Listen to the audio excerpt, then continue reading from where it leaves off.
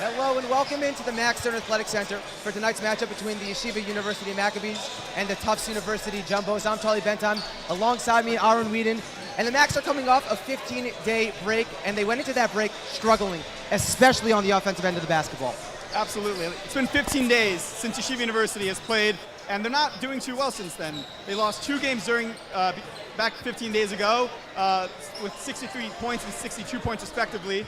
And one of the main concerns during that time was Zevi Samit. Zevi Samit was not able to produce the same way that he produced early in the year, only producing 17 points per game in his last 6 games. And in order for Yeshiva University to really bounce back, they're really going to need him to pick up. And they're playing a Tufts team that's tough, no pun intended. They've lost 2 games this whole entire season, one of them to a D1 team in Harvard. That game was on ESPN+. So they've been shown on real TV. Not that this isn't real TV, but it's going to be a tough matchup for the Macs tonight, as we got a little visitor in our booth over here. Absolutely. Listen, their best player is Dylan Thorner, an incredible dynamic player. He's a senior guard and someone that can space the ball out, shoot the ball incredibly well, and the facilitator for this jumbo team. Not to mention, their size is absolutely incredible. They are a lot bigger than this Yeshiva University team. This team reminds me similar to the IWU Illinois Wesleyan team back in the beginning of the season. And for Yeshiva University, that is a challenge. For this jumbo team to really come away with the win tonight, they're going to rely heavily on their offensive rebounds and their absolutely incredible threes from beyond the arc. So I would watch out for that later tonight. Well, it's going to be a test for the Macs tonight. And coming up after this quick break, we're going to have anthems, we're going to have lineup, we're going to have tip-off here on Max Live. Don't go anywhere. My story started with a letter in the mail. I took my first steps in New York and felt the energy all around me. I connected with my Rebbe on the first day of Shir. My story was learning that the mitochondria is more than just the powerhouse of the cell. I made my painting from scratch, like really from scratch. My roommates came here from 4 different countries. We lit one menorah together. My story was practice every night. Chavruta every night. Subway rides, city lights. In my story, my name was in the headlines. The bylines. The University Museum. My story was my internship at the Supreme Court. Dancing with the Israeli flag in Times Square. My story was participating in the only hackathon, not on Shabbat. The Career Center found me my first job at a top business analytics firm. My story was becoming best friends with my chavruta. And holding that NCAA trophy. My story started here. My story is just beginning.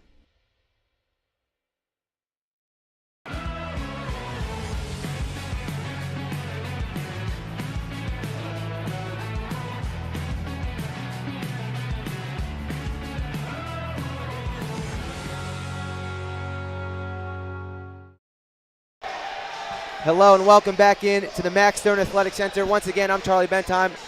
Alongside me, Aharon Weiden, and we've got ourselves an interesting matchup. 2 different styles of play. The Macs a much smaller team. It's going to be an interesting matchup tonight, and if the Macs want to come out on top, they're going to have to shoot well.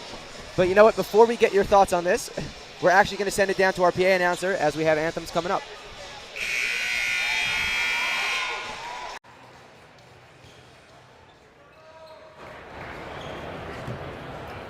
Ladies and gentlemen, will you all please rise to the playing of both the U.S. and Israeli national anthems.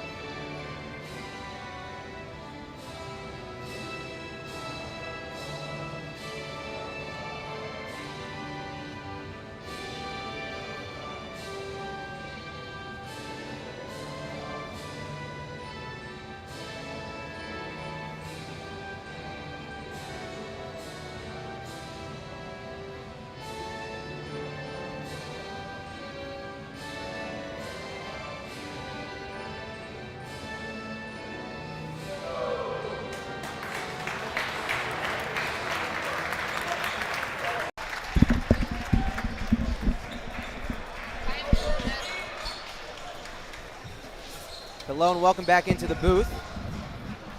The starting lineups are sponsored by the Yeshiva University Office of Admissions. As you start your college journey, make sure you visit us online to check out all the great virtual events and opportunities we have for YU students and how you too can be a Maccabee. Starting with the visitors, the Tufts University Jumbos. Number 0 guard, 6'6" senior guard that we spoke about in the pregame show, Dylan Thorner. Starting at guard, number 10, 6'3", senior Carson Cohen. Starting at guard, 6'2", number 11, the senior as well, Tyler Aronson. Starting at forward, the 6'8", sophomore, number 21, Bobby Stewart. And closing out the starting 5, starting at forward, the 6'8", sophomore, number 25, Truman Gettings. They are coached by Brandon Linton. Now, this is a very well-rounded team. We spoke about Dylan Thorner. Who else is on this roster that to look out for? Absolutely, and once again, super excited to be here, Charlie. This is going to be an incredible matchup. I want to talk about Truman Gettings. He is down right now as a forward, but to be honest, he plays like a center. He's 6'8". He is a tall individual, and let me tell you, his post presence is incredible. There are some highlights of him from previous games where he can shoot the jumper. He goes down, works very well in the paint, and reminds me similar to a little bit of a Gabe Leifer from previous years down in the paint. So watch him play later tonight. And now for the Yeshiva University Maccabees, number 13, Roy Itkovich, forward. Starting, he's a freshman. Zevi Samit, of course. Starting for the Macs along with Matan Zucker, Mac Zakheim, and Dota Berdichev. So nothing much has changed for this Mac team. Obviously, we spoke about Zevi Samit at the outset. Who else should we be looking out for on the Macs tonight? I think it's going to be incredibly important for Mac Zakheim to continue what he's been producing so far for this YU team. I also want to touch about Roy Itkovich.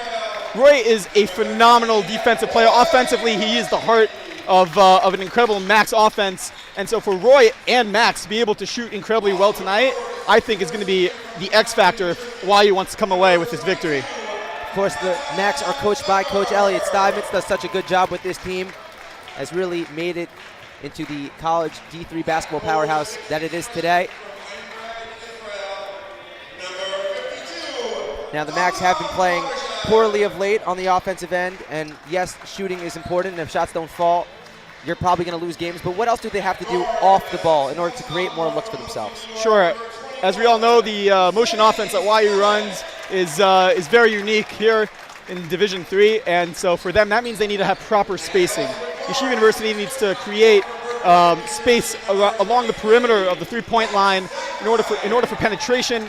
Proper spacing will come opportunities, and most importantly, that means they need to set screens, setting off-ball screens and screens for the man with the ball. Obviously, the ball handler is going to be very important for Yeshiva University to create shots and opportunities. Yeah, and you can see right now as these teams both line up. Max just in their huddles, Tufts already ready to go. But these jumbos are jumbo. They really have the height advantage on the smaller YU team. So it's going to be interesting to see how the Macs are able to work inside and to try to open things out for their shooting, especially with these towers down low and really on the perimeter as well. There's a line my father taught me back in the day, and to remind me that it's okay to not be 6 foot, and that is you can't teach height. Height is given, and whatever you got, that's what you use. And for Yeshiva, that's that. We're going to see how they're going to use it tonight. All right, the refs are ready, the fans are ready. Let's do it here in the Max Stern Athletic Center as it's Berdichev, and the Macs will have the first possession. Itkovich, Zucker in the post.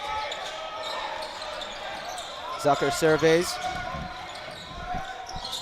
Now off to Zakheim. Berdichev jockeying for position. Zakheim takes it in, uses his body. Layup no good. He got fouled, no call. And here comes Cohen. Thorner, first shot of the game. Back iron. Berdichev's got it. Excellent start from both teams defensively. Let's see if they can keep that up. Hits Zucker. Picks up his dribble, gets it off to Roy. Roy turns, jumps. Back iron as well. I didn't see anyone going in for the rebound there. They all just left after the shot. Something that YU cannot afford. They need opportunities. Stewart's got it. A little too hot for Thorner. First turnover of the game, Max ball. That's a missed opportunity right there for Tufts.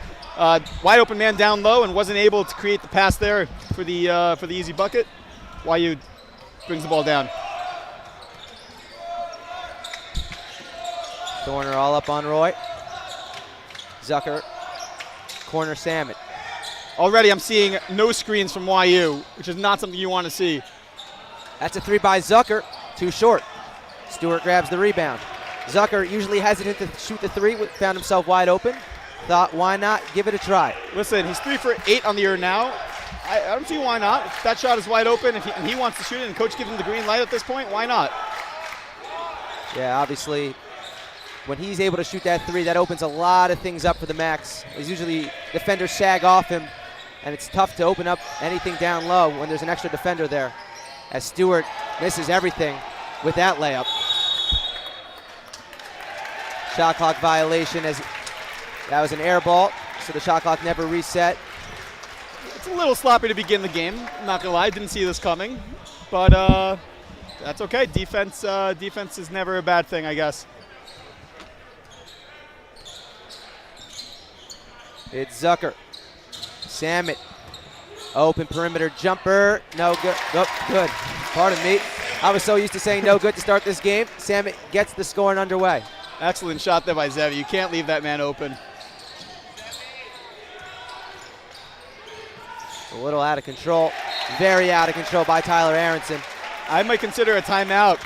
Just to there is not any focus going on from either team, but you know, you got to have something going, and it doesn't look like Tufts is really finding anything going right now. Yeah, again, a lot of rest for both these teams coming into it. Max for 15, Tufts for even more, 19, I believe. 17. As that ball is stolen. Here comes Cohen on the fast break. 1-2, underhand finish. Excellent steal and drive there by Cohen. Beautiful lay-in. Oh, and slight, little 23 and 10 action. That's Cohen and Max going at it a little bit down low. Watch out for that. It's Zucker now. Zachheim on the curl. Ooh, there was a great pick set, and Max didn't see him. He didn't see Matan open. Berdych of the 5 on the shot clock. He's going to pull up mid-range. Rattles that one home. It was great defense. He put up a solid shot, and that's what you get. But there were great opportunities earlier in the shot clock, so it's good to see. Very physical. Yeshiva University is down low. Yeah, look at this. Truman Gettings with Zucker on him. Tries the floater, doesn't fall. Rebound tapped around, and it's Samet for the Maccabees. A good shot selection there. I thought he had it, and that was a good play. Nice find inside by Samet. Zachheim can't get the layup to go, and back comes Carson Cohen for Tufts. Screen set up top, thought about a 3. That's an open 3. That's good, Tyler Aronson. First 3-pointer of the night for both teams. And Tufts open up to a 5-4 lead. Samet now. Zucker. Samet spins, gets inside, uses the backboard, can't get the layup to go. Beautiful play by Zevi. Just couldn't finish there. It's worth mentioning, though, that Tufts is a 3-shooting team. They like to drive and kick it out. That 3's no good. That is their game. Tufts loves driving it and kicking it out. Look for that all night. Zachheim head down, blow by, and finish. Max, when he gets that head of steam, he's tough to stop. Speed kills. Love to see it. It's Thorner. Nice pass inside. Hard contact. Good finish. So Aronson leading all scorers today. He's got 5. And it's Zucker. Pumps, rips, gets to his spot and finishes reverse style. Excellent finish there by Matan. Goes the opposite, puts it in. Matan Zucker not shying away from taking the ball inside as per usual. Aronson, he's going to try a 3. Straight on, but it hits the back iron and doesn't go in. Samet collects his second rebound of the day.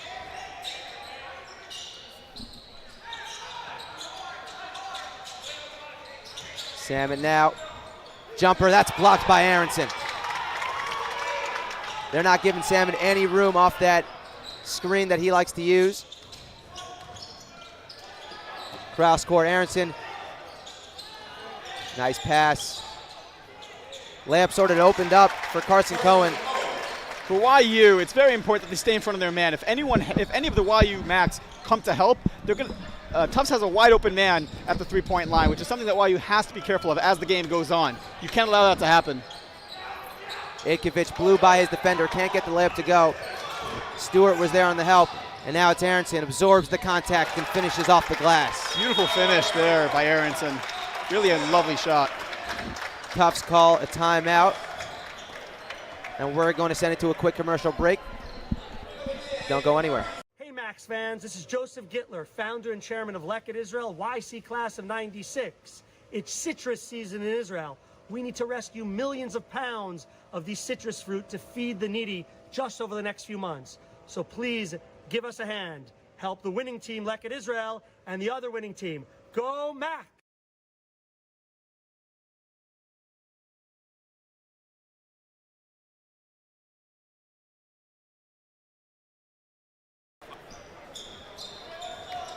Welcome back into the Maxton Athletic Center.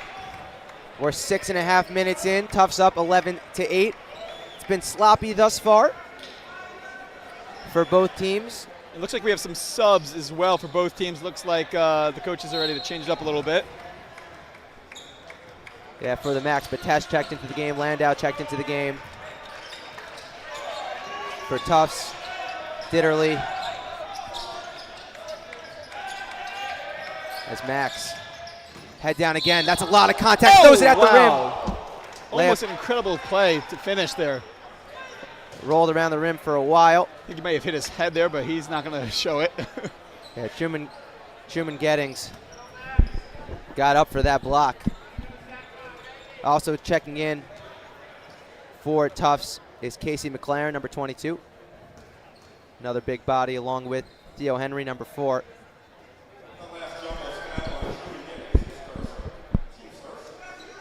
And probably my favorite name on the team, Kai Champion, number 14. I asked him before the game, I'm like, I think that's from a song. They're like, yeah, we've heard that before. Second free throw good from Zach Kime. Lead down to 2. Henry off the bench and will go to the line right away. Took it right at Batesh. Right at him. Clearly, they must see something there if they're going right at him early. Both subs, both going right at it. Number 31, Joshua Bernstein, going to check into the game. 6'11". At that point, just put 7 foot. Yeah. He is a tall person. It is a thing that people lie about how tall they are. Yeah. In order to get recruited to teams, especially in D1. And then they show up and they're just not that tall. No, he's for sure 7 foot. No, he's definitely 6'11", 7. He's definitely 6'11". Yeah. I mean, he might be 6'10", 10 and a half. You never know, like you said. Oh. And right on cue, almost grabs a rebound. I don't know how Max got that away from him, but very impressive there. Yeah, I guess that's why you have him in there. Mr. Bernstein. It's Zucker. Picks up his dribble. Great defense. And Bernstein pokes it away. Zucker's got it back. Drives it in. His favorite left hand, loses it. They're all over the place. Here comes McLaren, 1-2, throws it down with 2 hands. What a dunk. Wow, Casey McLaren, incredible athleticism. Zucker picking up his dribble again. Seemed to have picked it up a little early. Offensive foul called. Max a little out of sync on offense. Salmon and Berdichev are going to check in accordingly. That was a foul on Gav. Didn't set the proper pick, I assume. But Max is going to go right back to their starters. Bringing in Zevi and Dotan.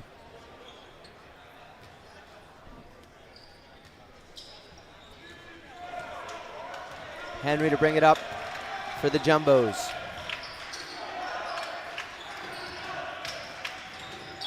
Oh, going the exact same way. Yeah, another offensive foul. A lot of screens being set by both teams. Leaves you susceptible for illegal screening, offensive foul calls. I thought it looked pretty clean, unless he's a little tall, so maybe because his hand got up there, I don't know. But it looked pretty clean from my angle. Samet, cross-court Berdichev. Bernstein, my goodness, that guy has longies. And here comes Tufts. Champion, no good on the floater. And Roy looks to push it for the max. Samet now. Batesh thought about a three, step through. Samet off a screen. Batesh catch and shoot three. Off front iron. It's going down to Tufts. There's some intangibles that you can't teach, and Joshua Bernstein's 6'11" and his width and his wingspan is absolutely incredible. You can just tell on rebounds and on defense, it is coming into play. And Berdichev and him are going at it down low. Let's see who wins it. It's going to be Bernstein inside. Finishes underneath. So Bernstein's height giving the Max some trouble.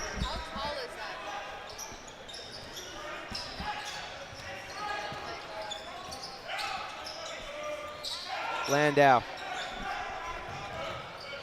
Samet jabs, drives, tough shot. Can't believe he even got it up to the rim, no good. This Jumbo's team doing a good job on help defense. Great defense by Zevi, 2-on-1. Here comes Zevi and Roy. Samet will take it himself, absorbs the contact, nothing called. McLaren stayed straight up. And back and forth we go. Ball's turned over, last touched off Joshua Bernstein, so the Max will get possession back. Really good possession there by the Max. Zevi took it to the hoop, thought he got fouled, didn't, but it was a solid drive. Usually if you get hit there, the ref will call a foul, but Coach Elliot Steinmetz is giving the ref a little bit of a mouthful right now, but we'll see. Looks fine though. But that's the right drive that you want to take. And for Tufts, you're seeing a lot of turnovers. Yeah, Tufts has 7 turnovers on the game already. Max only with 4. Well, I wouldn't say only with 4. Both teams have to be more careful with the basketball. Roy twists, turns, and gets it off. Berdichev thought about the 3. Now on the blow-by. That's got to be a blocking foul. It is. That'll be on number 13, Jay Ditterly.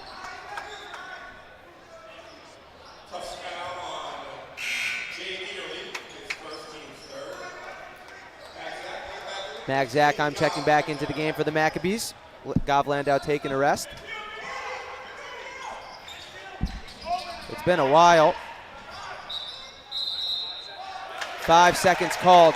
Took a while for the Maccabees to even realize what was going on. Seemed like some players didn't. Took a while for that play to develop. Yeah, they didn't realize that the ball was put in the hands of the inbounder. So that's when the 5 seconds starts. Right. Henry.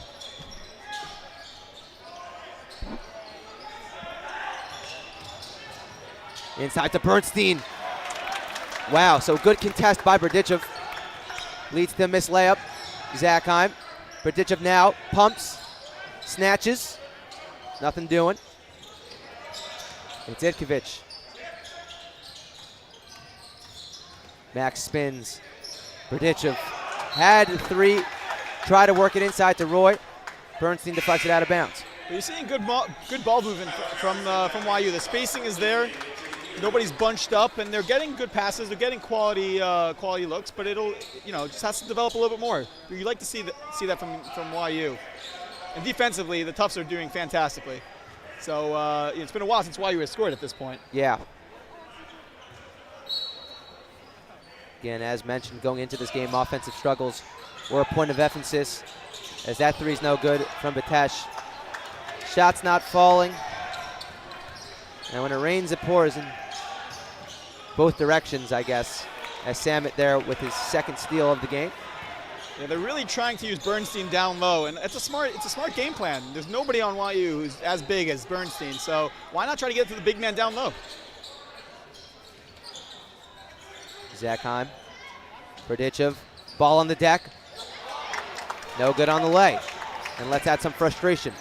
As back comes Tyler Aronson. He's leading all scorers today with 7. Trying to make it 9, leaves it a bit short. Nifty shot creation there by Aronson. Zakheim with Henry on him. Blows by, gets his to his spot. Layup doesn't fall. And back come the Jumbos.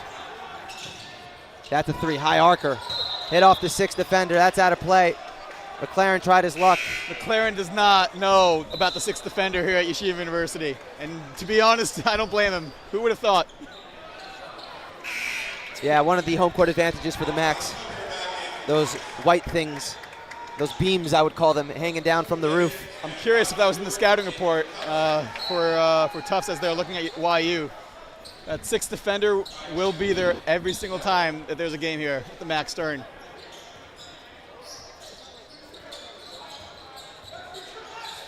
It's Zucker who's back on the court. Roy. Hop step, Zakheim. Drives, fouled. 2 shots. That was Thorner on the defense. I believe he'll get called for the foul. You're seeing the physicality of the Tufts team. Again, 4 early fouls, which is fine, but you're really seeing it throughout, rebounds down low, offensive rebounds. I think they're leading on the offensive rebounds. I think it's 3-0 right now.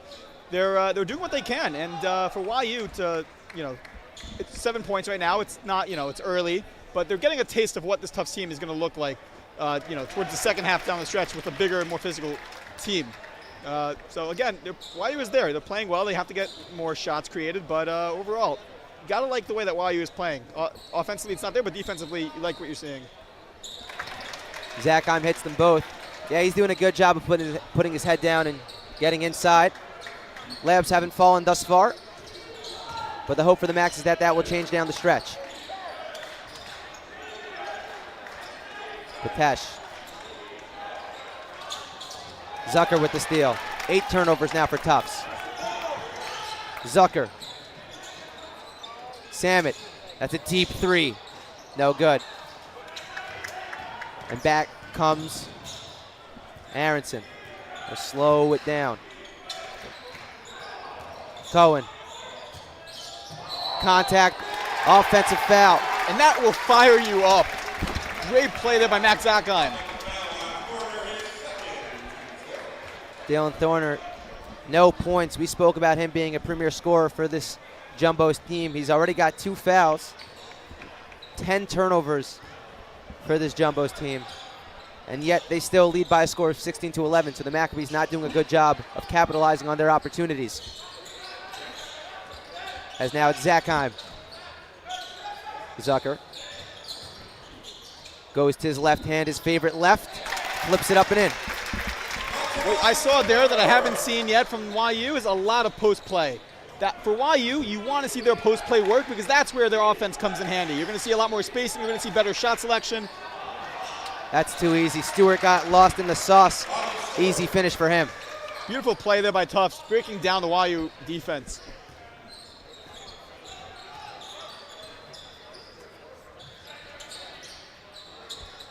Roy. Zakheim, that's a 3. That goes. So Max Zakheim starting to percolate for the Maccabees.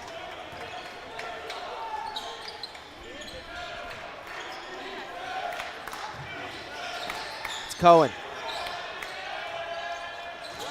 Aronson got away with a walk. Thorner. Oh, wide open. And Truman Gettings getting up there. Yep, he got up there indeed. Breaking down the YU Max offense. That's back-to-back possessions. For YU, they have to fix that up very quickly. Matan Zucker.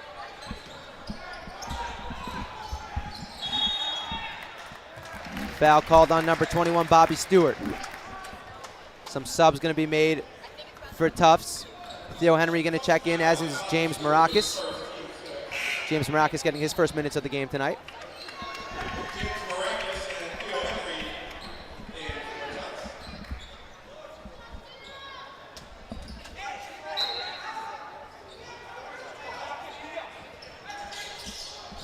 Roy off the inbounds pass.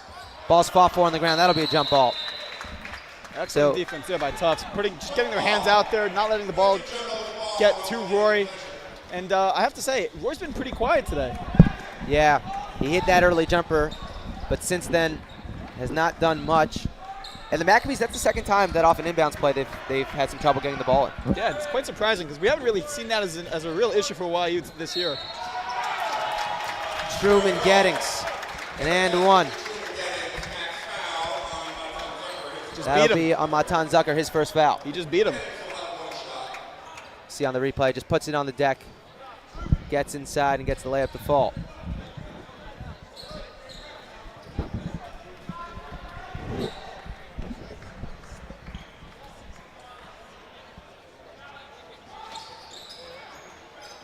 Can't connect on the free throw, so it's just a 2-point play. 22-16, 5:50 to go here in the first half.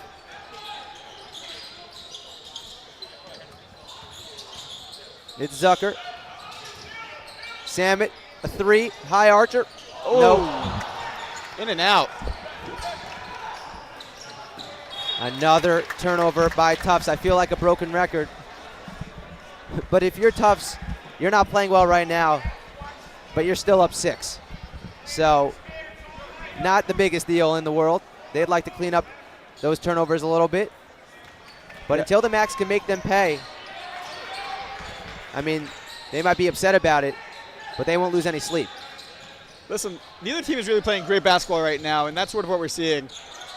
Right now they're both sort of trying to figure out how to get their offense going, and, until that happens, this could be a low-scoring game. Samet, solid give and go with Zucker. Layup doesn't fall. And here comes Aronson. Marakis, acrobatic finish. Yeah, Bobby Stewart thinks that, or I guess he did. He got nailed in the face, by Matan on the previous layup. So he's sort of, just checking back in mentally. Ball poked away by Henry. He'll run the break. Marakis throws it up against the backboard wildly. Ball tipped around. It's Henry. Three straight on, no good. Stewart's got it. It's a barrage right now for the Jumbos. Another three missed. Another offensive rebound. Marakis, could he get this one to fall in?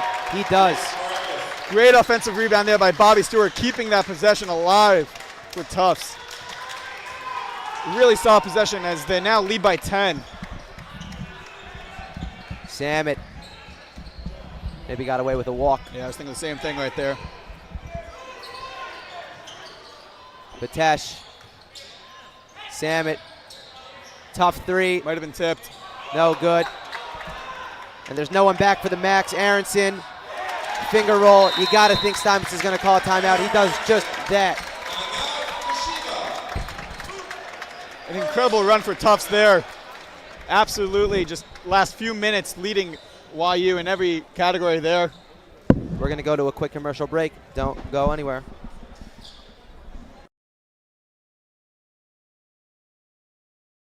Hey Max fans, this is Joseph Gittler, YU class of 1996, founder and chairman of Leket Israel. The skies are reopening, so come and volunteer with us in Israel as soon as you make it here. Please also consider supporting us as you think about your charity. And of course, go Max!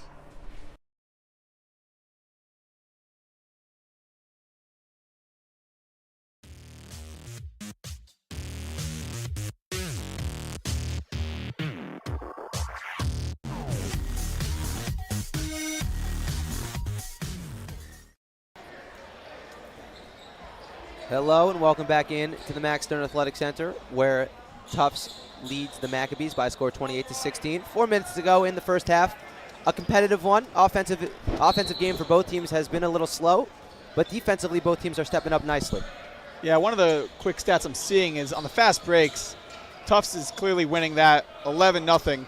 So even though YU and Tufts both have 5 steals, the only one really taking advantage right now is Tufts. They're 11-0 on the point to differential there. So you gotta get something going for YU on the steals if you're going to take advantage. Ikovic, ball on the deck. He got fouled. That's on Henry.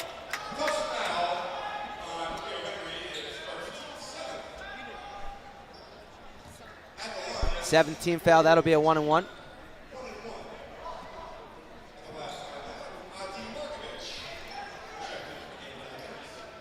Berdichev in the game, Markovic in the game. Zucker took a seat, as did Batesh, as Roy hits the first of now 2 free throw attempts.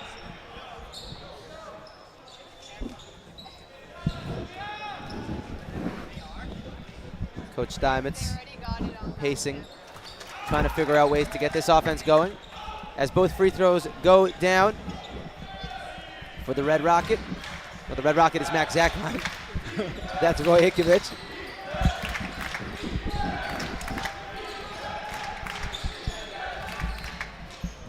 Great hedge there by Dotan. Again, you can hedge as long as it's not going to leave someone open. That's exactly what he did there. Good hands right there. There's a steal. Let's see if they can take advantage of the fast break. Salmon fouled and 1. And the crowd rises. It's been a while since the crowd spoke up a little bit. It's nice to hear.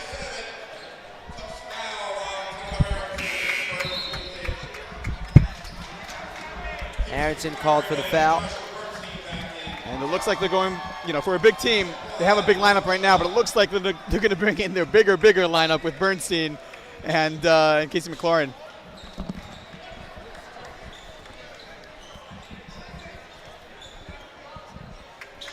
Samet connects on the free throw, so that's a 3-point play, and the lead is cut to 7. I saw a little fist bump there by his uncle, Rep Sobolovsky. Great to see him in the MAC third. The Rosh Yeshiva in the building, as that foul is called on Berdichev.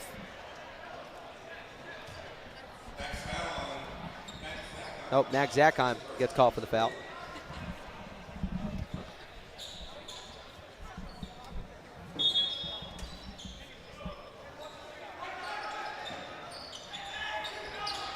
It's Cohen. Henry. Nice ball movement. Champion, high archer, no good. Over the back, yep. Good call there. I believe that was on Carson Cohen. My goodness, Bernstein is big. Golly. Bernstein gets called for the foul there, actually. So that'll be his first. That'll be a 1-and-1 for Adi Markovic.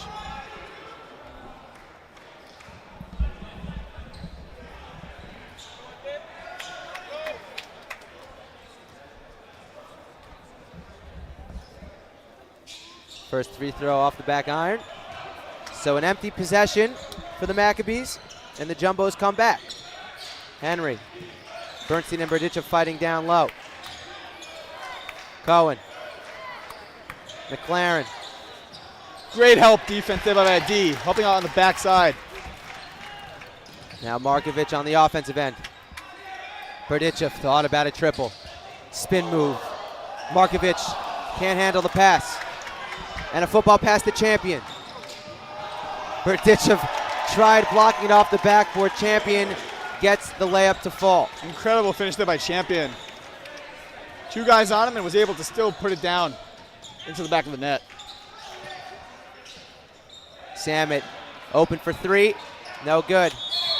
Max Zakheim got fouled on the rebound. That's going to be on Champion. Hard foul there. Looked like the solid box out.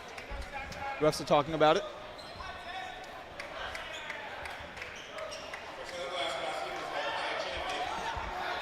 Oh, the foul's going to be called on Max Zakheim.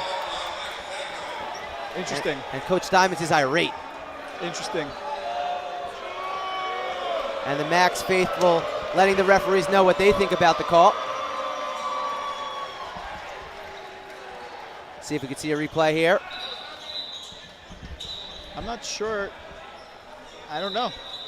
Didn't seem like there was much contact by Max. Oh. Steinmetz has got to be careful. Yep, he's going to get teed up. That makes sense. Yep.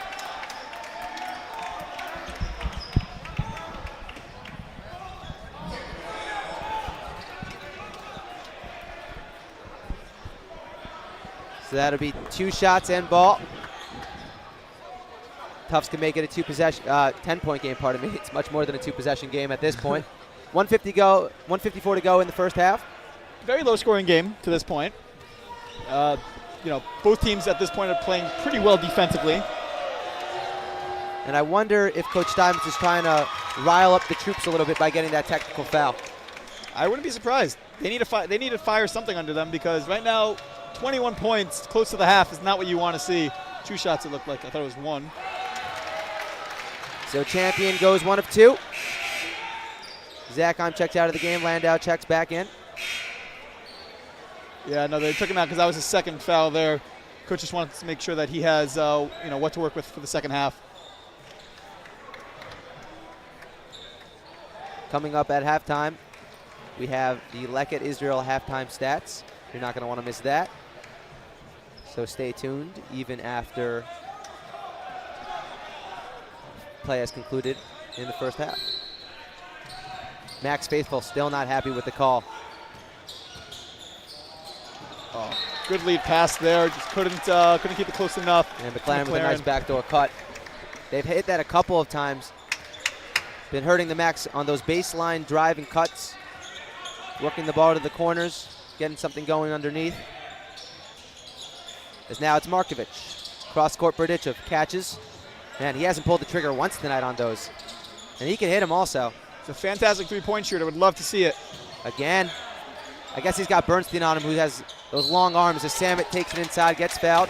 2 shots coming.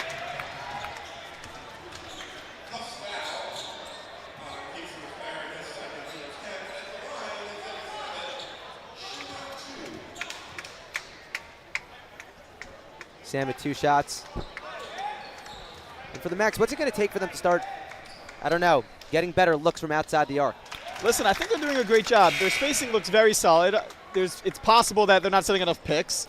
So what I would tell the Max is, listen, you're not getting shots. You only have 22 points close to the half. Set more picks. Get your shooters open. Your shooters, Oren Batesh, Max Zachheim, Zevi Samet, they're not taking enough shots. And that's, shots at the end of the day is what you need to score points. So no better time to start than now, as they're down 8. Samet hits both of those. Champion mid-range jumper. Too strong. Berdichev skies for the rebound. Beautiful look there by Champion. Now it's for YU, bad defense for Tufts. That's what you want to see. That's an ill-advised pass. Staying with the Maccabees. Cohen got a piece of it. Samet 2 of 10 today. He's got 7 points. It's 3 free throws. And it's Zucker.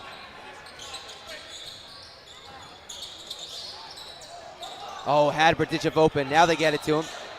He's got a height. Should work down low. There it is. Nice pass inside. Zucker misses the bunny. Berdichev gets it back. Landau. That's a 3-pointer. Off left. For YU, and we saw something there that we liked, and that was that they got post-work play going. The post play is very important for their overall offense. When you see them get it to the post, a lot opens up for them. As long as they have the proper spacing, which is what looks like that last play looked like, that's what they'll have going for them if they create that. Truman easily gets to his spot, turns around and finishes. Shot clock turned off. Markovic drives. High floater layup, no good. Cohen on the rebound. Here he comes with 10 on the clock. See if they hold for 1. Berdichev got a finger on it. Out of bounds. It'll be staying with the Jumbos. Dylan Thorner yet to have scored for Tufts. He's their leading scorer, averaging 17 a game. 0 for 2 right now. 5 seconds on the clock. Let's see if he can change that. Drives inside on Landau. Contact. Blocking foul. So he'll get 2 free throws to try to get on the board. Again, the Maccabees don't like the call. I think Coach at this point is just giving the referees a look and then calling it a day, because he doesn't want to pick up his second technical before the half.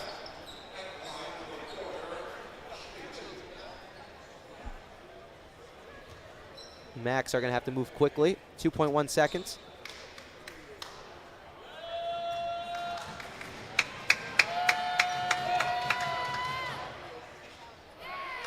First shot rims out. Really surprised that Dylan hasn't had as big of a night as we expected. But, still a second half. Anything can still happen. But I'm quite shocked, personally. Leading scorer on their team, averages 17 points per game. They'll try to get on the board with this free throw. Shot is up and in. Substitutions made. Cohen checking on. Pardon me, that's Ditterly checking on. Thorner taking a rest. 2.1 seconds left until halftime. Again, Leck at halftime stats at the break.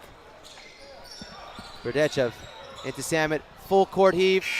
Not even close. Halftime here in the Max Stone Athletic Center.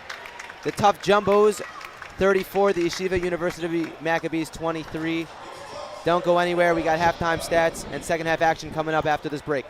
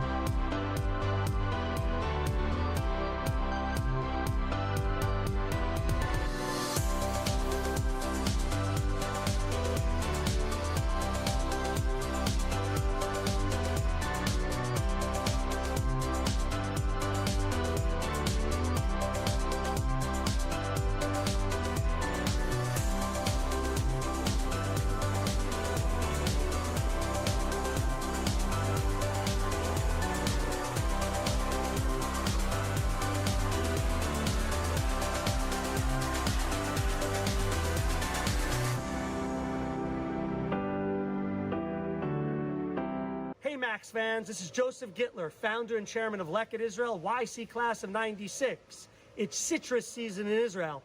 We need to rescue millions of pounds of these citrus fruit to feed the needy just over the next few months. So please give us a hand. Help the winning team, Leket Israel, and the other winning team. Go Max!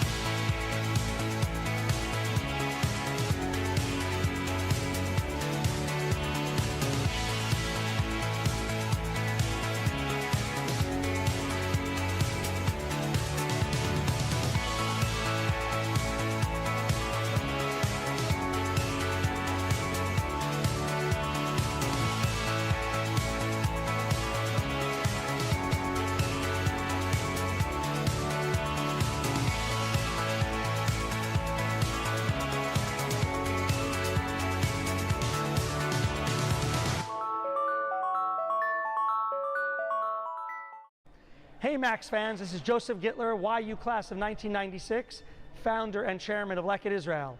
The skies are reopening, so come and volunteer with us in Israel as soon as you make it here. Please also consider supporting us as you think about your charity. And of course, go Max!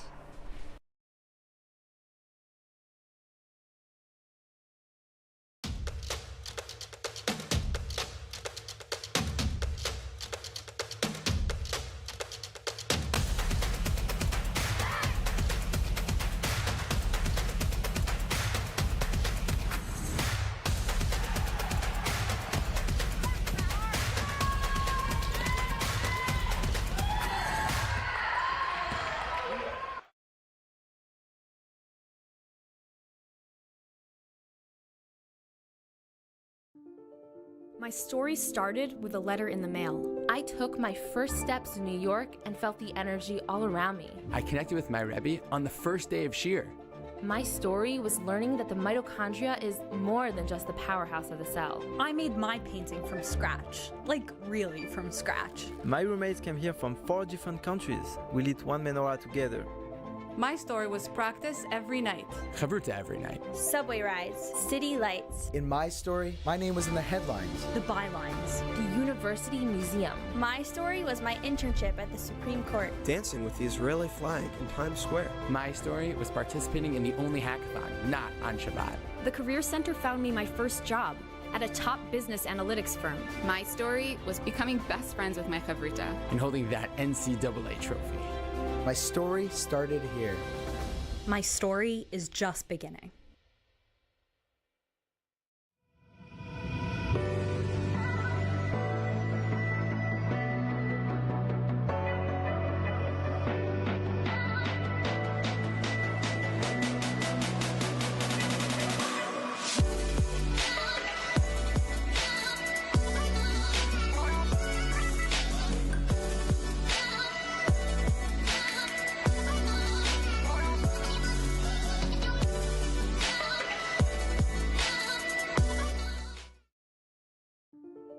My story started with a letter in the mail. I took my first steps in New York and felt the energy all around me. I connected with my Rebbe on the first day of Shir. My story was learning that the mitochondria is more than just the powerhouse of the cell. I made my painting from scratch. Like, really from scratch. My roommates came here from 4 different countries. We lit one menorah together.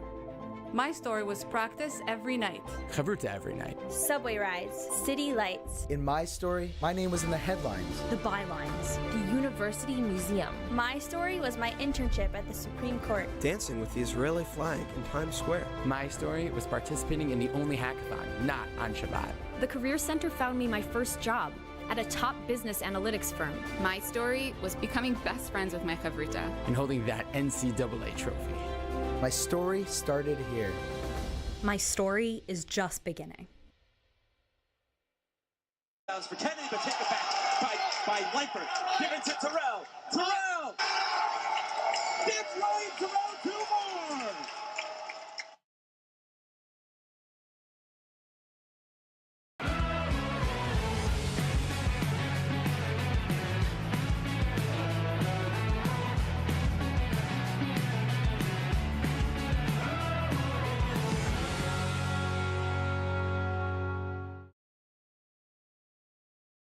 Hey Max fans, this is Joseph Gittler, founder and chairman of Leket Israel, YC class of 96. It's citrus season in Israel.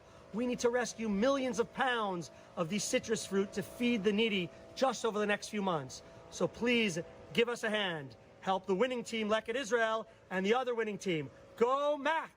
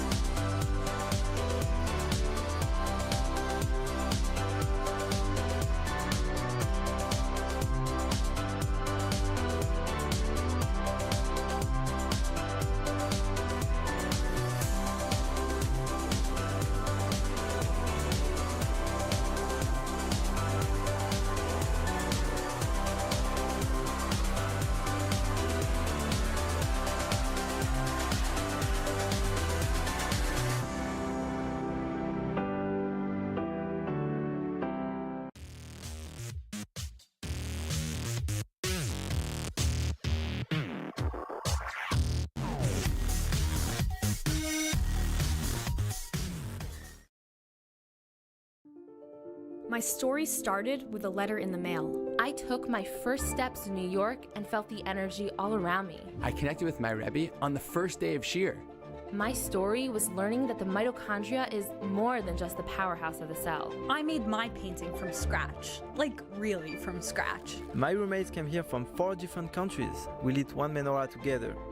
My story was practice every night. Chavruta every night. Subway rides, city lights. In my story, my name was in the headlines. The bylines. The University Museum. My story was my internship at the Supreme Court. Dancing with the Israeli flag in Times Square. My story was participating in the only hackathon not on Shabbat. The Career Center found me my first job at a top business analytics firm. My story was becoming best friends with my chavruta. And holding that NCAA trophy. My story started here. My story is just beginning. For Kennedy, but take it back by Leipert. Given to Terrell. Terrell! That's right, Terrell, 2 more!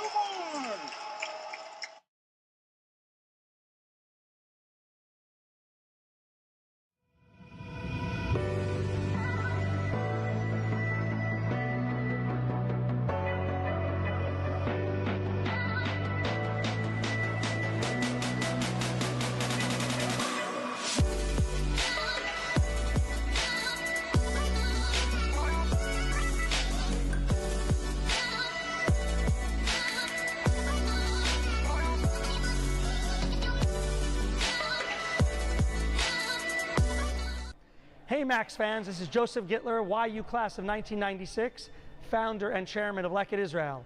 The skies are reopening, so come and volunteer with us in Israel as soon as you make it here. Please also consider supporting us as you think about your charity. And of course, go Max!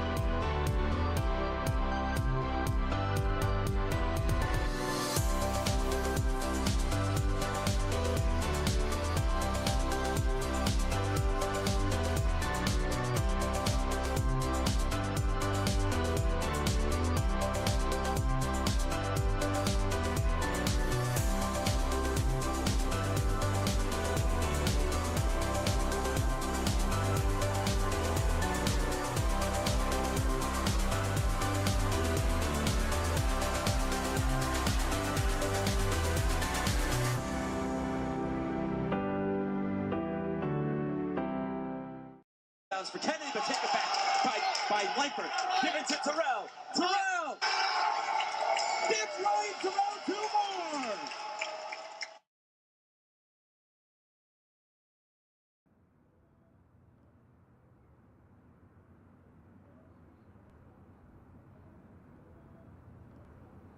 When I was in 9th grade, someone told me to give up on ball. He told me, basketball will only take you so far in life. You're not going to make it to the NBA, he said. What he was missing is that making it to the NBA isn't the only reason why we play.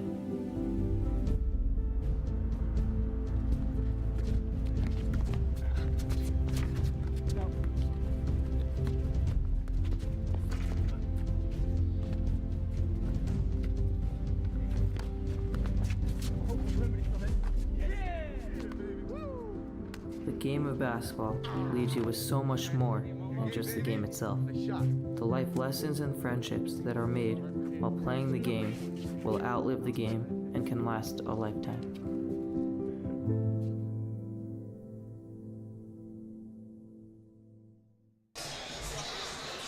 Hello, everyone, and welcome back into the Max Stone Athletic Center. We're a minute away from the second half. Score right now, 34-23 in favor of the Jumbos. And halftime stats are brought to you by Leket Israel. Leket Israel, rescuing nutritious surplus food for Israelis in need. I'm going to send it over to Aharon now to go over some of these first half stats. Yeah, what we're seeing early is that Tufts is having an easier time creating buckets in the paint. They're incredibly efficient, and overall their field goal percentage is 15 for 29, which is above 50%. For YU, it's the opposite story. They are 7 for 28 on their field goals, and that is not something you want to see. Zevi in particular, which was one of our keys for the game, is shooting 2 for 10 on his field goals and 0 for 4 from 3. For YU, again, their offense just isn't there, and something that either someone needs to pick up or Zevi himself needs to pick up. They need to get back in this game, and they need to make some shots. Whoever that comes from, it needs to come from somewhere. And for YU, let's hope that they can create some more shots by creating post and by creating shots from the post, and hopefully they'll be able to move along in the second half with more shots and better shots. Yeah, we're just about set to get going. And instead of harping on the offense, we can focus a little bit on the defense for both teams. Has been very good. And for YU, obviously we spoke about Thorner in the beginning of the game. He only has 1 point. They've done a great job shutting him down. Yeah, in particular, Roy Itkovich has been on him the majority of the night, and he has locked him up. Again, he is a defensive specialist, I think. He is absolutely incredible. He's going up against Tufts' best man, and he's doing an incredible job. A little confusion on whose ball it is. I'm pretty sure it's the Maccabees ball. Number 0, Thorner, was standing outside, out of bounds, looking like he was going to inbound it. Everything now all sorted out. And we are underway in the second half. Max down 11. Can they mount a comeback? Matan Zucker. Max Zakheim. This Tufts team really switches on everything. Berdichev. Spins, kicks, Samet puts it on the deck, pulls up, floater, rims home. That's what you want to see early from YU. Zevi creating a shot that he gets to his spot, he puts the ball up, even with a tall man in front of him, he's able to put it in the bottom of the net. Now it's Aronson. He'll try a 3, short. Solid box out by Roy. It was Berdichev who grabbed the actual rebound. Roy just clearing out space, and the Max will look to keep it going offensively. That's Itkovich for 3, straight on bottom. Haven't seen that all night. That's what you want to see from Roy. YU starting to really look like themselves. Let's see if Tufts can attack back. That'll be a travel called on Truman Gettings. The Maccabees on that last possession, Roy Itkovich hitting that 3. That's their second 3 of the game, third 3 by either team, as Tufts only has 1. So it's been a poor shooting performance on both ends, especially behind the arc. But the Max 1 for 1 from 3 this half. Roy again now. Thought about it. It's Zucker in the post. Rips, drives, floats, and banks it in. 3 straight possessions for YU to start the half. Really looking like themselves. Let's see if the defense can keep it up as they bring it within 4. And the Mac faithful beginning to get into it a little more. It's Aronson with Zakheim on him. Thorner draws the contact inside. He'll go to the line for 2 shots. And both teams huddle up here. Great drive there by Dylan. Went up and got the foul. Great take. That's what you want to see if you're Tufts early on. Foul's called on Roy Itkovich. Subscribe to Max Live on YouTube to make sure you do not miss any amazing Max games and highlights this season. As the first free throw goes in. And if you want to receive Max news and updates, join our WhatsApp group chat. The link to join is in the description of this YouTube video. Stay up to date on all Max happenings. Second free throw up and in. I think also that one of the key for Tufts to begin this half is to make sure that Dylan Thorner creates shots and gets shots. He's, again, their highest leading scorer and something that you want to see early on. Zevi blows by Aronson and uses the glass on the layup. Pardon me, leading scorer on the team for the season. Cohen had some trouble with the ball. Drives baseline, he gets fouled, pushed out of bounds by Berdichev.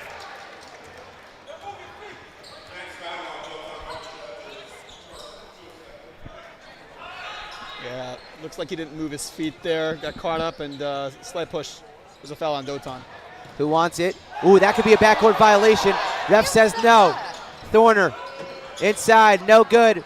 Zucker fights hard for it. Zakheim saves it. And now finally, the Macs have control. And it's Zakheim. Head down, 2 steps, fouled. He'll go to the line for 2. Very scrappy there by the Macs, making sure that they kept that possession alive. And Max does what Max does. He drove in and created a foul there to go to the line. Really a beautiful possession there by the Macs to create something out of almost nothing there. Carson Cohen got called for that foul, his first personal. Zakheim hit 2 free throws earlier.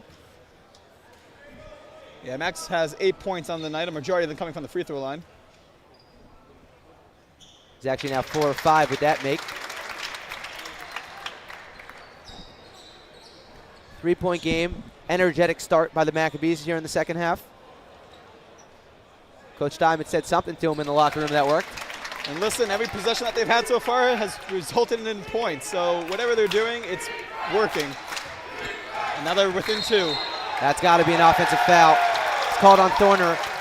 He's arguing, and as is Coach Linton, that Roy Ikovich pushed him into Zevi.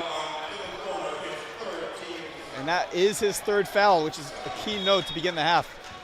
See it on the replay here. We get to there. I don't know if he has a case. Samet picks up his dribble off to Zucker. Samet. Zucker. Zucker. Max often just looks a lot cleaner. Layup too short by Zakheim. And here comes Aronson. Finds a wide open. Too strong on the 3. That was Thorner. And now it's Matan Zucker. Berdichev. Zevi doing a lot off the ball. Roy pumps. Zucker open, decides not to take the 3, puts his head down, drives inside, throws it up, no good. Stewart. Cohen. And that was to no one in particular. He hits the deck, hopefully he's okay. Miscommunication there by Dylan and Carson Cohen there. Good idea, just couldn't finish. Henry, champion. Check into the game. Tufts only have 4 in right now. Something's going on. Now they got Thorner back in the game. He had went to the bench for a second, but he was never subbed out. Playing with 3 fouls, a little risky, but it's okay. Still early in the half. Like to see maybe someone go at him right now on the offensive end. Here we go. It's Roy. No foul there, almost poked away. Ill-advised pass, but gets away with it as Zakheim lines up a triple. Got it. The Macs take the lead. That is their first lead since they were up 4-2 way back in the first half. And the Max Stern Athletic Center is pumping. Champion. Ooh, wow. Floated in the air and got the layup to fall. Good response there by Tufts, quieting the crowd. Now it's Samet. Roy had position. Spins, uses his right hand. Layup rolls off the rim and out. Zucker, though, he'll get called for a foul. And no one in this gym could believe it. As in unison, everyone puts their hands on their head. Everyone in disbelief. I wonder if couldn't tell from the replay there if that was a clear foul or not, but that was the call there.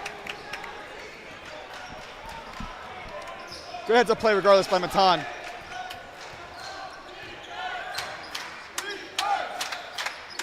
Takes Ditterly. Zakheim with the steal. Here he comes, the red rocket. Finishes with the right.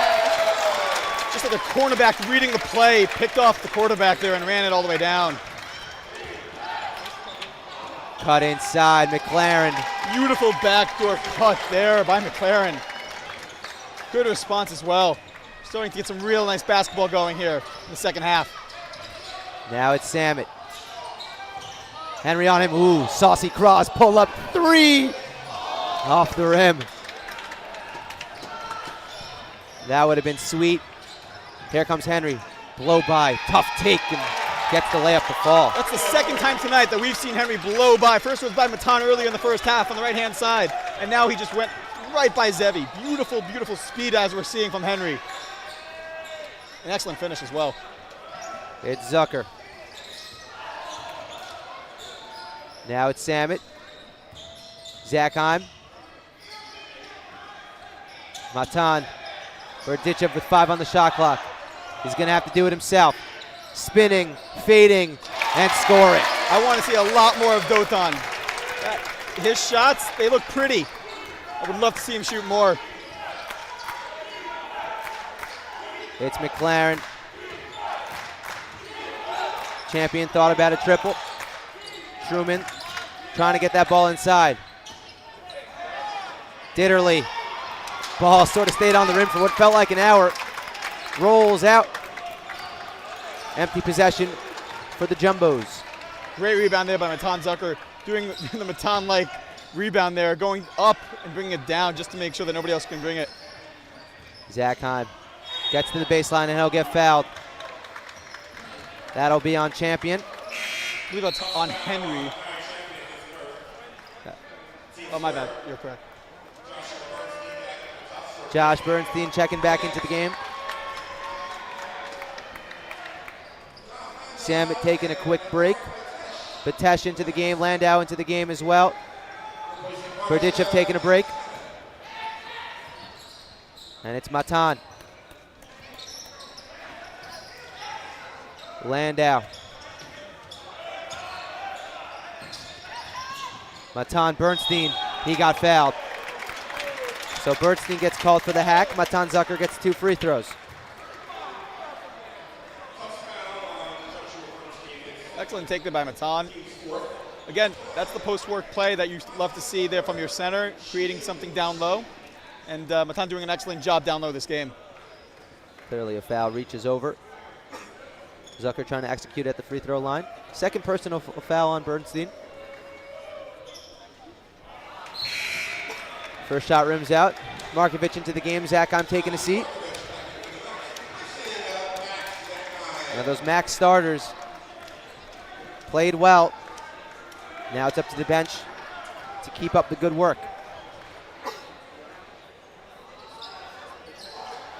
Second shot no good, so an empty possession. Henry. I'm curious if we're going to go straight to Bernstein. Whenever he's in, I just feel like that he gets the ball every single time. He's calling for it. That's a 3. Ditterly no good. Long rebound to McLaren. Champion. Ball poked out of bounds. It'll stay here. And those benches are really close to the court. Yeah, you couldn't even tell if one of the players on the bench touched it before it went out of bounds. Yeah.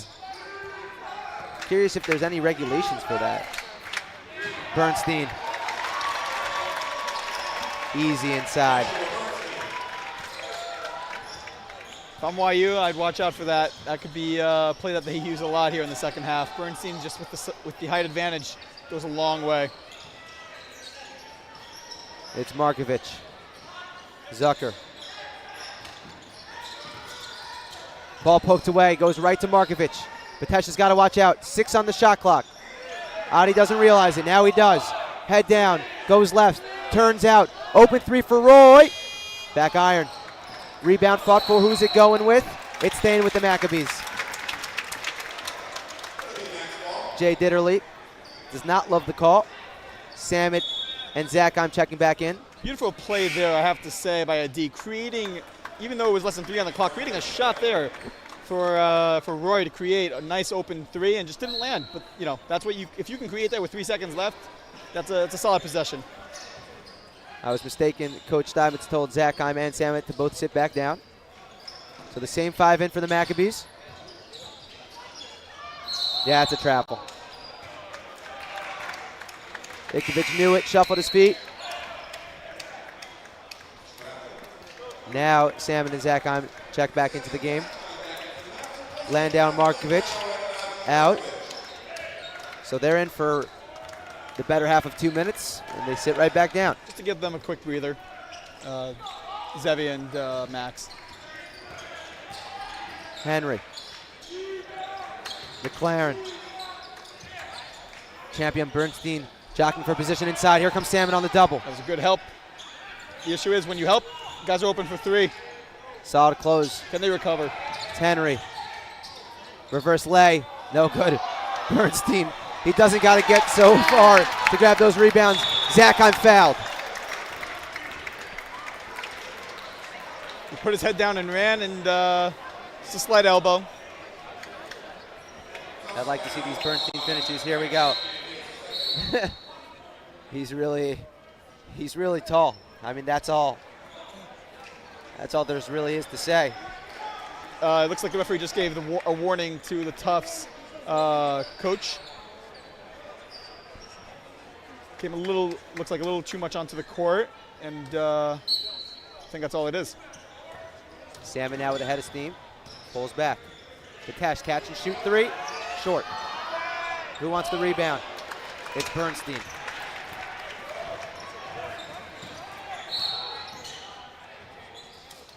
Marakis is fouled. Checked into the game right away. Took it to the rim. Ikovic gets called for the foul. 4th team foul on the Max in the second half. So Roy will take a seat and Berditchev will check back in. At this point, I want to have a little discussion. I'm really curious as to why, Dylan Thorner is not having the game that we expected him to have. He only has 3 points to this point and is -3 on efficiency, which is very surprising for a guy who, is one of their better players. Maybe it's a rest thing. Again, a lot of these players haven't played in a while. It's going to take them a while to get back into it. As Marakis bullies Salmon inside, layup falls. Yeah, my thought is that, the game plan coming in for YU is that, he's probably one of their better players. And so I'm sure they've been zeroing on him and assuming that, now it's a 5-point game. Keeping Thorner off the point sheet, the scorecard is probably their game plan coming in because right now they're only within 5, and Thorner has 3 points to this point.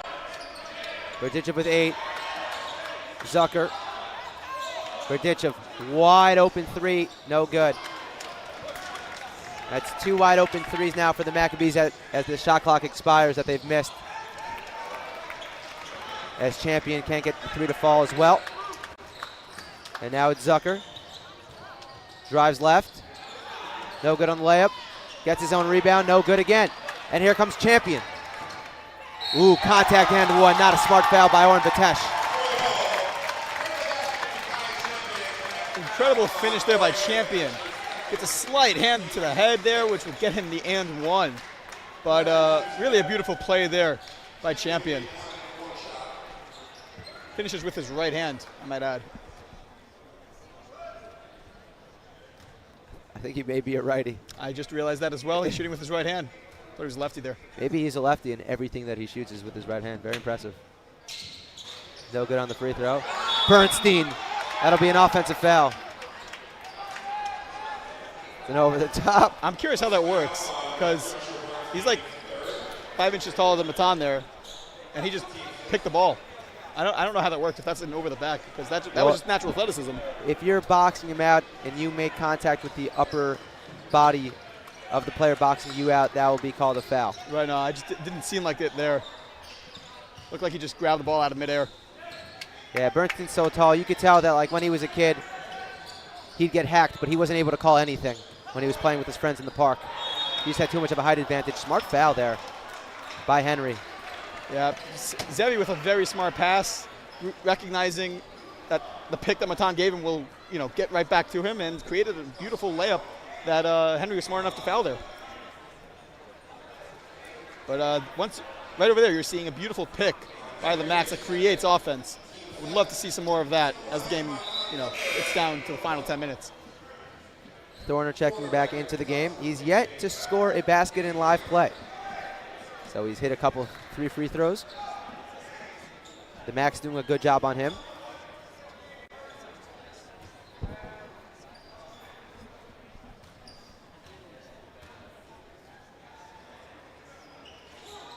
Zucker, another missed free throw. Missed opportunities for YU on the free throws. We've seen it by Adi and Matan a couple times now. Ball poked away. Here comes Samet. 1, 2. That might be offensive. Yep, it is. Henry kept his ground, and Zevi ran right into him, and the refs will call that every single time.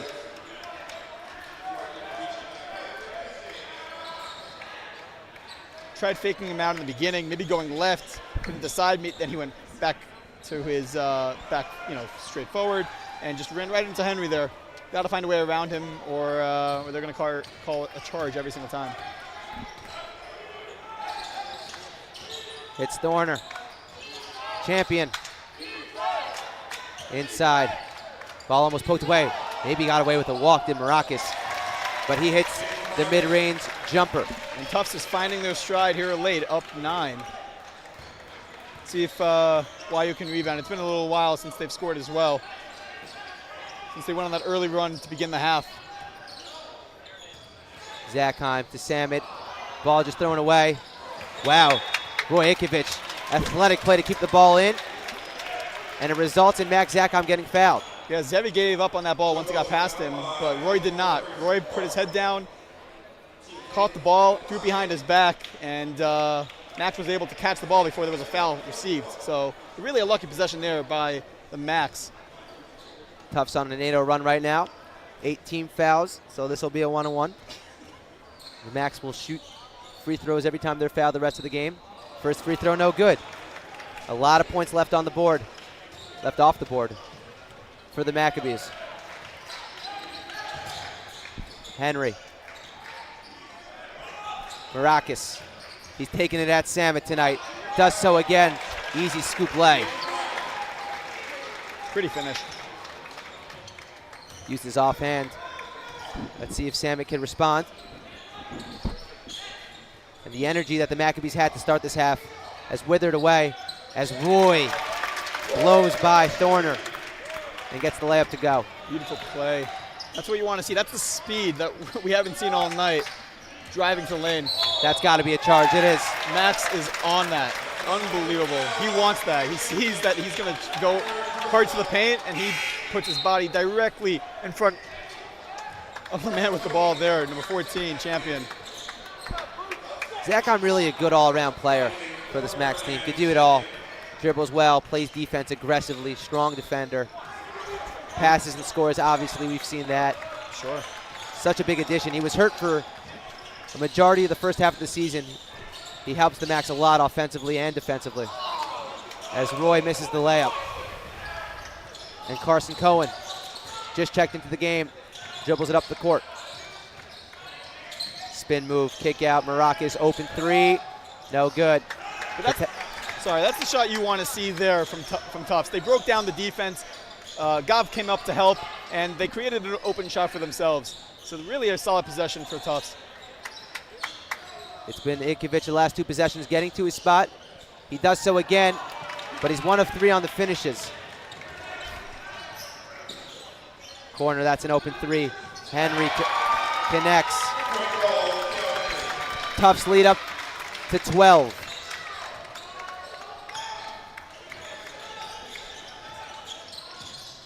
Zakheim draws the contact, layup doesn't go. So quick on that cross. He'll get 2 shots as him and Henry exchange compliments as he walks to the line. Yeah, I saw them coming in. They dapped each other up, as they say, and so it looks like they're good friends from somewhere. I'm curious where that friendship comes from, but they're definitely friends from somewhere. Matan Zucker looking to check back into the game. Zakheim gets the first one to roll home. Zevi Samet also checking back in.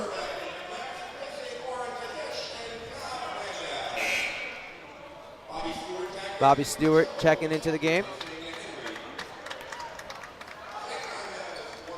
like to shout out Ari and Rebecca Drazen. Big-time Max fans, tuned into every single game. Ari, of course, Maccabees roller hockey legend. Brother Yoni, now captain of the team.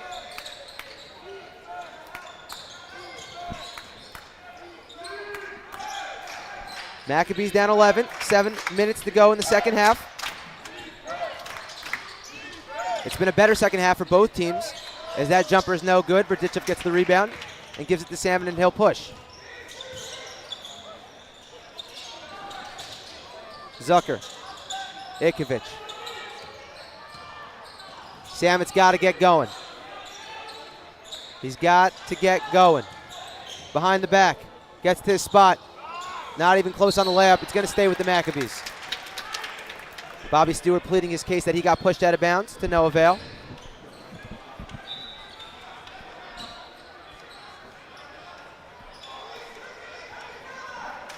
Also, quick shout out to Ruben Tufandu.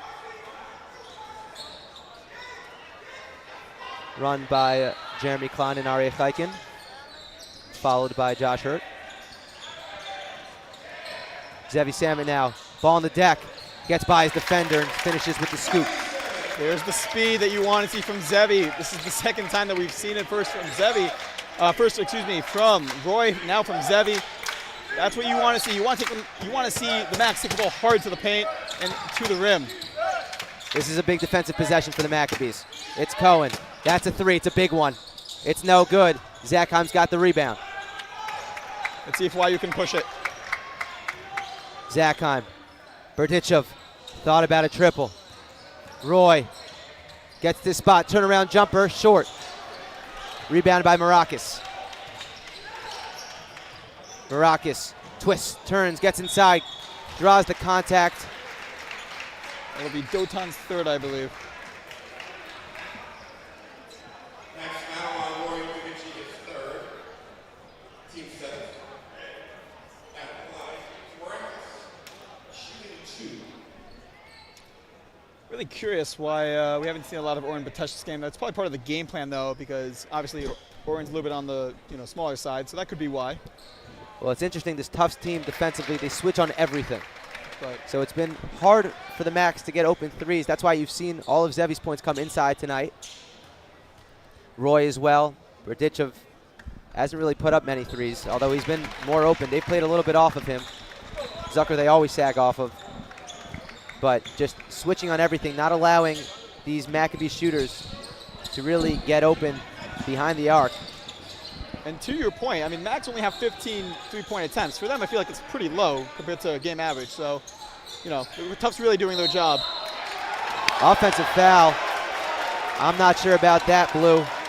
I guess in this sport it's stripes.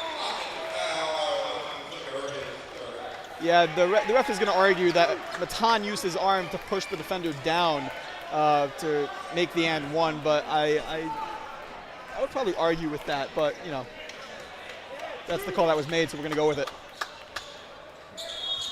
I don't think both teams are thrilled with the refs tonight, which means that they're consistent. That's consistency. If both teams aren't happy, that is consistency. Ball almost thrown away. Marakis, corner Aronson, back iron. Who wants it? Aronson wants it.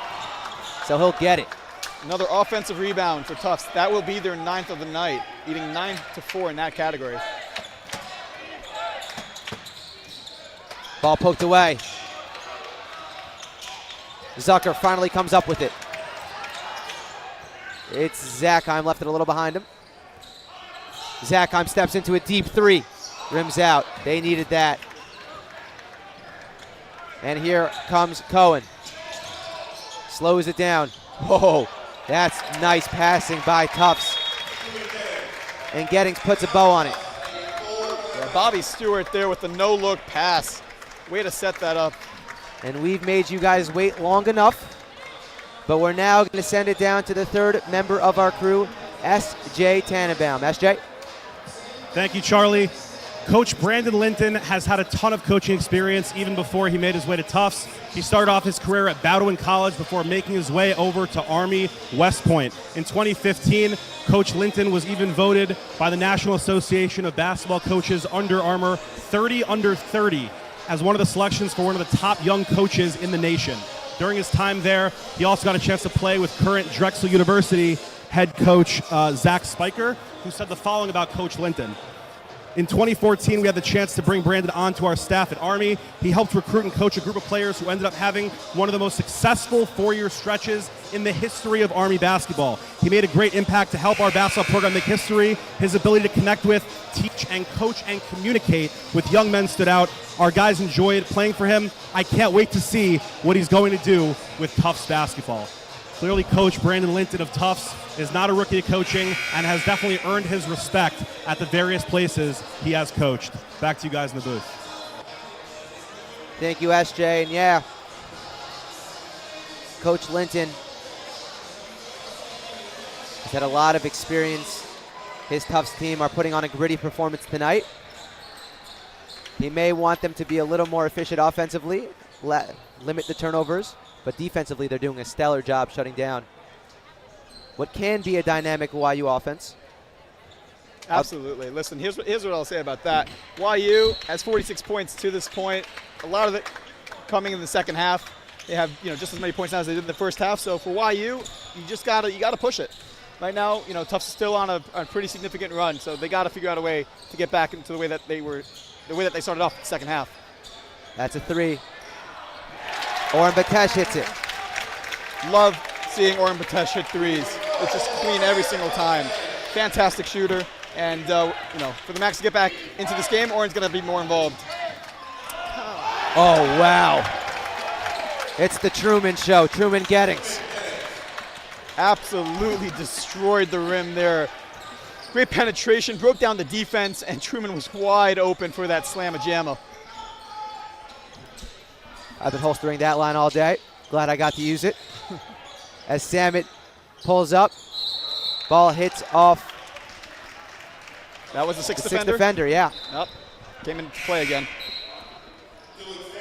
This time the Tufts defensemen, they knew it, and they pointed out that sixth defender, now knowing that he's also in their team. Exactly. It's getting late early for the Maccabees, although it is pretty much late at this point. 61-49 they trail.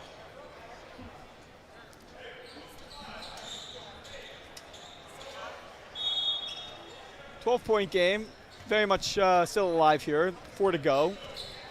Couple stops, couple good shots for YU, and this could be a few possession game.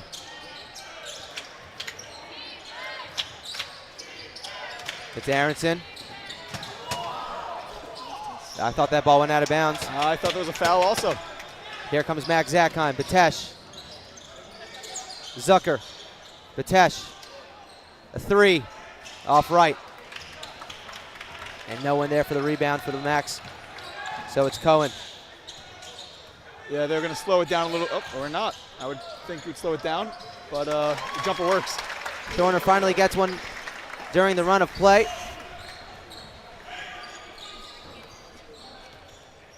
Lead up to 14. The Maccabees need to get going. Yeah, just this half, Tufts are 12 for 24 from the field goal line. Much better. As Cohen now runs the break. 2 steps up. Layup with the left, and he thought he got fouled. Tufts starting to run away with things. Up 16 here with 2:30 to go. Zakheim shows everyone what he's made of. He's really good. I can't stress that enough. He's so quick. But back the other way comes Dylan Thorner. He's starting to heat up. And one. Yeah, YU is starting to struggle defensively. Tufts, again, averages 90 points a game, and things have starting to look like they've really come together for Tufts, creating shots that in the paint that YU didn't allow the first half. They're now coming together in the second half, and Tufts looks good. They look really good right now. They're on a 13-2 run. That'll stay that way. Zakheim now for the Max. Kick out Samet, catch and shoot. No good. Hasn't hit a three yet tonight. Travel is called. Things getting a little dicey. Maccabee showing a little bit of frustration. Understandably, it's been a tough night. It's been a tough few games for the Max of late. You like to see that they care, though? No, you want to see that they care, and they're upset, rightfully so. Shooting hasn't been there. 51 points to this point. They would be disappointed by. Again, last game they had 63. The game before they had 62.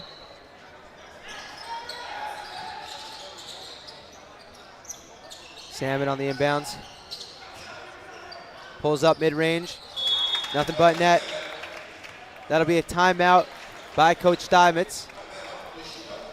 And you didn't get any of him in the first half, but we'll double dip to him in the second half. Here's S.J. Tannenbaum looking fresh as ever. Thank you very much, Charlie. Nothing makes my game more than getting a nice Suits compliment and Sideline Suits plug from you. So thank you, sir. Fans, we want to wish a very, very happy Max Live Mazel Tov to former Max Live announcer Yehoshua Siegel on his recent engagement. Yehoshua has announced some of the biggest games in Max Live history over the last 5 years, including the 2020 Skyline Conference Championship game and the famous Illinois Wesleyan versus Yeshiva game last December. Yehoshua has played a vital role in making Max Live one of the top broadcasts in the nation. Mazel Tov, Yehoshua, and your fiance. Back to you guys in the booth. Thank you, SJ. Mazel Tov. Mazel Tov to the Siegels and to the Pilichowskis. Beautiful simcha, and we're really happy for you guys. Something getting sorted out here. Maybe an injury. I'd like to thank anyone who's tuned in today. I know for a lot of you it's break or finals, so whether you're studying hard or contemplating whether you still go to the beach in Florida, happy you decided to tune in with us today.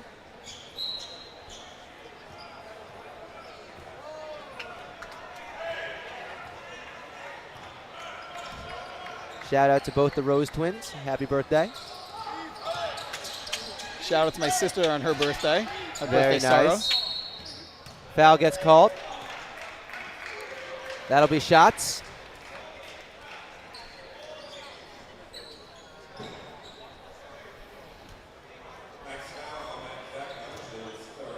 Zachheim gets called for it. That'll be his third foul. 10th team foul. 2 free throws incoming for number 22, Casey McLaren. First one no good. And this Max team looks a little bit deflated. Again, offensively, they have not done a great job, but defensively, a lot of improvements. This was a very tall team, a tough task for the Maccabees. And they've done a solid job at stopping this very large jumbo team. Jumbo team, yeah. Timeout called. Want to take this time to thank our executive producer, Ari Schopf, our executive director, Ezra Jacobs, our director, Akiva Poppers, our technical director, Aharon Traurig, our associate director, Moishe Rechester, our cameraman, Shmuel Gopin, Ezra Jacobs, Ezra Emerson, and Doni Horowitz. Without them, none of this would be possible. Doing a lot behind the scenes.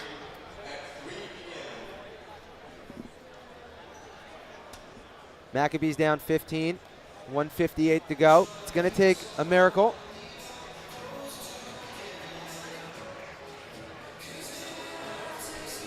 Actually getting word that it's Aharon Traurig's last game as a Maccabees student. So he may be back after he graduates. But as a student, this is it for him. He's had quite a career at Max Live. Again, one of the hearts and souls of Max Live, and someone who, again, without his work with Max Live, would not be the broadcast that it is today. So we appreciate everything that he's done over the course of his last 3.5 years at Yeshiva University for the Max Live crew.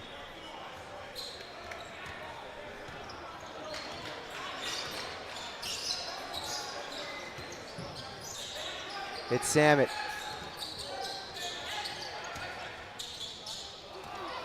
Almost turns it over, gets it back. Berdichev, cross-court Zachheim. Gets inside, reverse layup goes. 13-point game. Max wanted to take it to them. He, he's been talking a little bit of trash tonight, which is okay, like the chirp, but you got to speak for it. So, that's what he wanted to do there. That's why he drove, and great take, I have to say. Timeout called by Tufts. And for the Max moving forward, what do you think they're going to have to improve on? What are they going to have to do? What adjustments will they have to make on the offensive end of the basketball? I think it comes down to getting the right shots. I think, Zevi not being able to hit his shots, this is now the third straight game, is is pretty important for this team. I think going forward, they're going to have to figure out what they can do to be able to create more points on the perimeter, because tonight it just wasn't doing it. The 3-point percentage for the night is looks like 3 for 10, which is pretty poor for YU. That'd be 30%. 30%. So that was just the second half. Overall for the game, it was 4 for 19, which is 21%. Tufts was 2 for 16. 2 for 16, which is 12.5%. So I mean, YU shut Tufts down, from 3-point, but YU's bread and butter for earlier in the season was their 3-point shooting, and it just wasn't there tonight. 55 points. It's not good. Put it blank. It's just not. And I'm sure every YU fan is just as frustrated as the team is. So, the practices, I'm sure they're going to pick up, and I'm sure they're going to be just as intense as they go into a winter break here. Winter break players do get, I believe, a week and a half off. Another week and a half off, we should say, because they've been off for 15 days, but but there've been finals. Right. That's not what we want to see. Champion misses the bunny, though. Maybe there's still hope. Here comes Berdichev. Samet. 3-pointer contact. He'll get 3 shots, and he'll have a chance to cut the lead to 10. Just not a good look there by Champion. Basically a wide open layup that he missed, and then came back down and gave up a foul on Zevi's 3 attempt. It's not a good look. You're up by 13. It's okay. I guess when you're up by 13, you can afford that. First shot, good. For behind-the-scenes pictures and content you won't find anywhere else, be sure to follow @MaxLive on Instagram. Second free throw is good as well. Samet, pure stroke. Just want to give another shout out to Mikey Cooper. Oh, they called that on a 2. Interesting. I didn't realize we were playing with the NBA line 3. Okay. Up by 11. Tufts break the press. It's Cohen. They'll slow it down. The Macs have to be aggressive. Champion wide open. Smartly pulls it back out. Now it's Henry. He gets fouled. That'll be on Patesh. That'll be 2 free throws for Henry.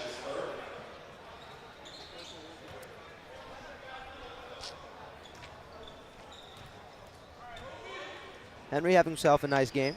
He's 2 of 4 with 6 points, 3 assists, 4 rebounds. Came off the bench, has done a majority of the point guard duties as he hits that free throw.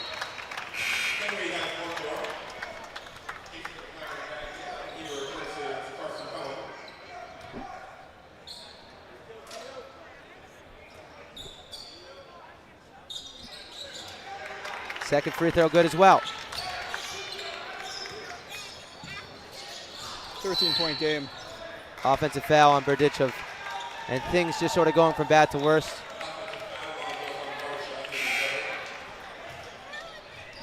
The energy has been sucked out of the Max Stone Athletic Center. Tufts have played a really good game of basketball. Both ends of the floor. They haven't shot the 3-ball well, but they found other ways to score. They've defended nicely. And as a result, up 13 with 58 seconds to go. Yeah, just not a great performance for YU, any way you look at it.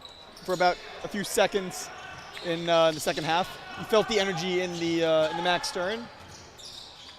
As that layup's good, just to put a bow on it. And since then, it's sort of been like, all right, this is not a good look for YU. That's just how it feels. I mean, that's a foul. Zachheim almost made Carson Cohen touch earth. He'll get 2 free throws at the line. And I think next game, the Macs are going to have to probably allow Max Zachheim to do his own thing, maybe run the offense through him, because he's getting inside relatively easily. Creates a lot of space for himself. He looks very healthy, which is, I think, the most important factor for a guy who was, out on the IR quite some time. So that's good to see, honestly. If there's a takeaway, that's the takeaway. The takeaway is Max Zakheim is at 100%, and he looks like it. So would love to see Coach Elliott, maybe, like you said, get him more involved. And also, lastly, a shout out to my brother who's in Yeshiva. Looking forward to seeing him soon. Is he watching the game live right now in Israel? Yeah, he's currently up at 3 in the morning, almost 4, watching the game.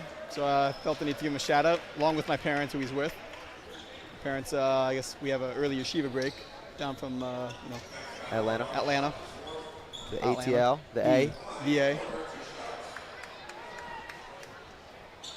Max Stern Athletic Center actually filled up tonight. Saw some faces who haven't been here before. Daniel Salzberger, Talia Salzberger. Their first time coming to the game, and he's a senior, which is pretty crazy. That's exciting. Yeah. Listen, they're not bandwagoner fans, I'll tell you that much. Yeah. If they're here for that, for this performance, this is definitely not bandwagon. So, we love to see the YU Max Stern Athletic Center faithful out tonight. And this team, they haven't been playing well, but they do have a bright future. They have a lot of young stars. Obviously, Zevi and Max are the two obvious ones. They're really good. Maybe Zevi has been cold of late, but he definitely has the talent, and he will get better. He will find his stroke again. It's worth mentioning, like you said, he's a freshman. Half this team are just a lot of freshmen who have never been able to play together, and this is the first. Oh, wow. Yeah, and Zevi just hits one from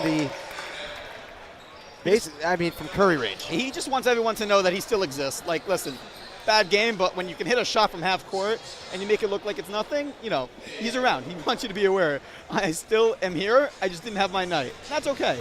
Like we just said, he's a freshman. The offense is still going to come together. It's going to click. It takes time, right? I think it's worth mentioning. Gabe Leifer, Ryan Terrell, the Halper brothers, it took time for them to become the team that they became. Donnie Katz is worth mentioning. One of the coaches, right?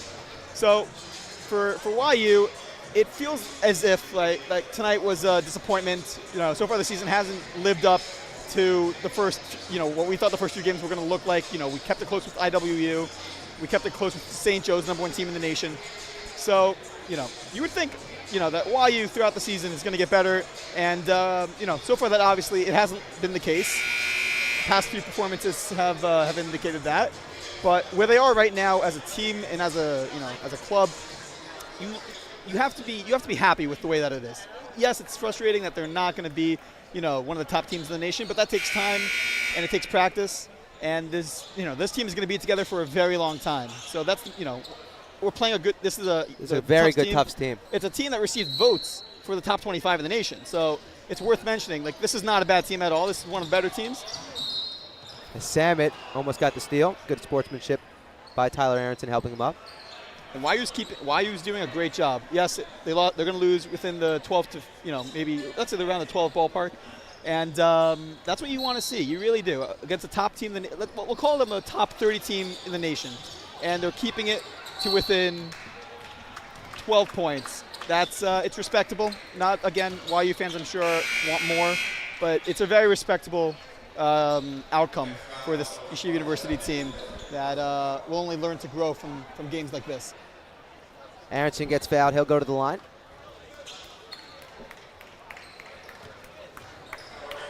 It's also worth noting that there is a podcast, the Bahabatin podcast, from some former YU alum and some players. Worth checking them out on YouTube. They discuss everything YU basketball related. And if you're a diehard Max fan or just want to listen to what's going on with YU Max, highly recommend that everyone tune in to their podcast. They are fantastic and a pleasure to listen to. So go, feel free to check them out on YouTube at Bahabatin, as well as on Twitter. Jack Terrell, I believe, joins that podcast. Jack Terrell does, in fact. Tufts, it's been everyone. Thorner's got 11. Maracus leads their team with 12. Gettings has 10. Aronson has 10. I really didn't expect that. Thorner having 11 points and second most on his team to this point. It's very impressive. It just shows you how incredible Tufts really is. That not one player on their team really leads in that statistical category. That's a steal. Oh my gosh. Zevi tried it from Jimmer Fredette range. No good. That'll do it. Tufts will now just dribble at the clock. They'll take this game by a score 75-64. And takeaways, I'm sure, for YU will include shoot the ball better and, positive takeaways. The defense against a team that scores 90-plus a game, you held them to 75. So those are some positive takeaways from tonight's game. We're going to send it to a quick commercial break. We'll be right back to wrap it up here from the Max Stern Athletic Center. Once again, Tufts 75, Yeshiva University Maccabees 64. Hey Max fans, this is Joseph Gittler, founder and chairman of Leket Israel, YC class of 96. It's citrus season in Israel. We need to rescue millions of pounds of these citrus fruit to feed the needy just over the next few months. So please give us a hand. Help the winning team, Leket Israel, and the other winning team. Go Mac!